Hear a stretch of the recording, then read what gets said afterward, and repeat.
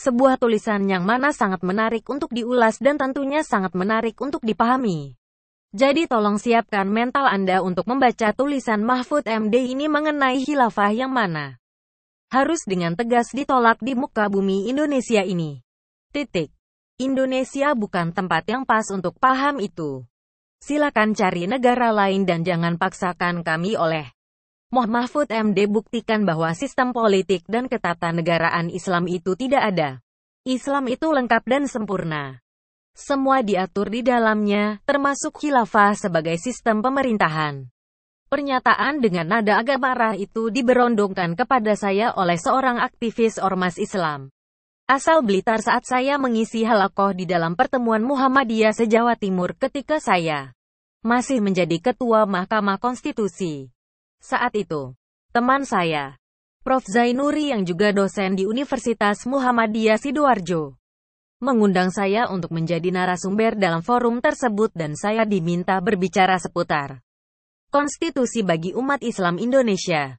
Pada saat itu saya mengatakan, umat Islam Indonesia harus menerima sistem politik dan ketatanegaraan Indonesia yang berdasar Pancasila dan Undang-Undang Dasar UUD 1945.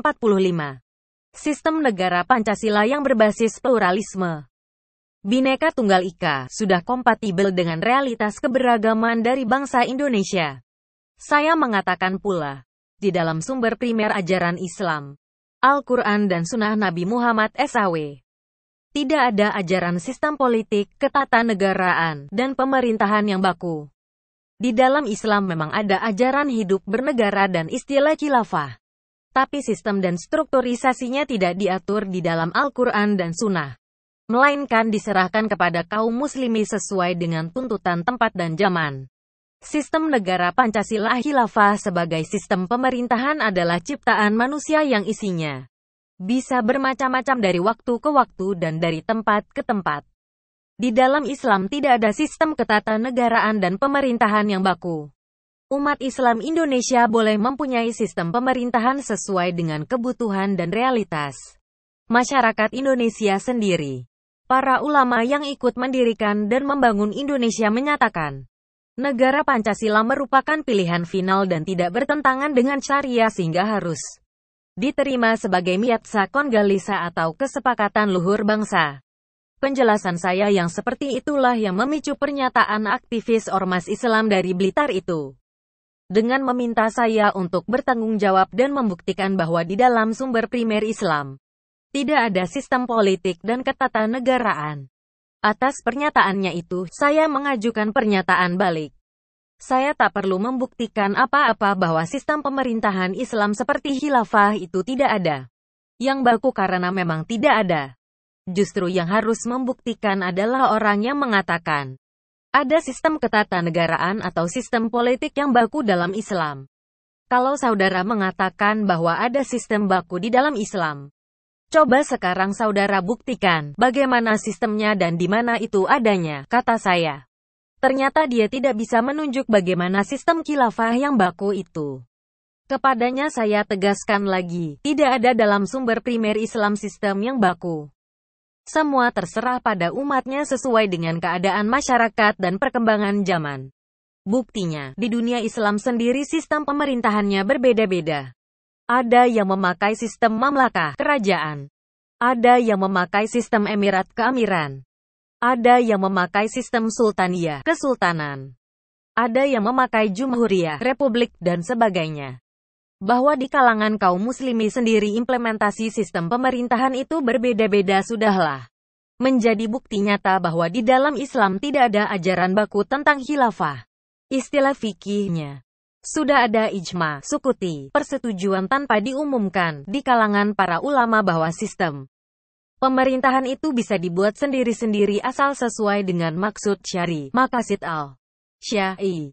Kalaulah yang dimaksud sistem khilafah itu adalah sistem kekhalifahan yang banyak tumbuh setelah Nabi wafat, maka itu pun tidak ada sistemnya yang baku. Di antara 4 khalifah Rasidah atau Khulafa al-Rasidin saja sistemnya juga berbeda-beda. Tampilnya Abu Bakar sebagai khalifah memakai cara pemilihan. Umar ibn Khattab ditunjuk oleh Abu Bakar. Utsman ibn Affan dipilih oleh formatur beranggotakan 6 orang yang dibentuk oleh Umar. Begitu juga Ali ibn Abi Thalib yang keterpilihannya disusul dengan perpecahan yang melahirkan Khilafah Bani Umayyah. Setelah Bani Umayyah lahir pula Khilafah Bani Abbasiyah, Khilafah Turki Utsmani Ottoman, dan lain-lain yang juga berbeda-beda. Yang mana sistem khilafah yang baku? Tidak ada, kan? Yang ada hanyalah produk ijtihad yang berbeda-beda dari waktu ke waktu dan dari tempat ke tempat. Ini berbeda dengan sistem negara Pancasila yang sudah baku sampai pada pelembagaannya.